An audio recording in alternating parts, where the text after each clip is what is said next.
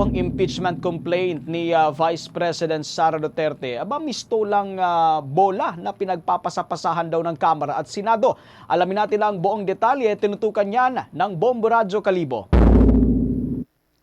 Mistulang bola na pinagpasapasahan ng Kamara at Senado ang impeachment complaint ni Vice President Sara Duterte. Payag ito ni Senator-elect Francis Kiko Pangilinan sa interview ng Bombo Radio na anyay dahil sa walang nakalagay sa konstitusyon na salitang remand gaya sa naging pasya ng Senado na nag-convene bilang impeachment court. Maaalala na sa botong 18-5, ibinalik ng Senado sa House of Representatives ang mga articles of impeachment laban sa Vice Presidente sa halip na lubusang ibasura. Ayon pa kay Pangilinan na malaki ang posibilidad na muli itong ibalik ng Kamara sa Senado upang ipagpatuloy ang trial. Obligado anya ang Senado sa ilalim ng saligang batas na bumuo ng impeachment court sa oras na matanggap ang articles of impeachment mula sa mababang kapulungan ng Kongreso.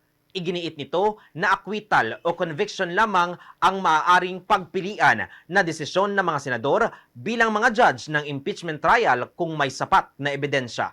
Information na natatanggap natin ay the House will maintain yung posisyon niya. So ang mangyayari yan, ibabalik lang sa Senado and therefore tutuloy pa rin.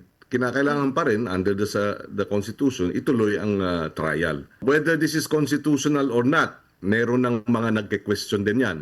Yung pag-remand dahil wala naman din na nakalagay sa saligang batas ang pagre-remand o ipagbabalik kasi tapos na ang trabaho ng House.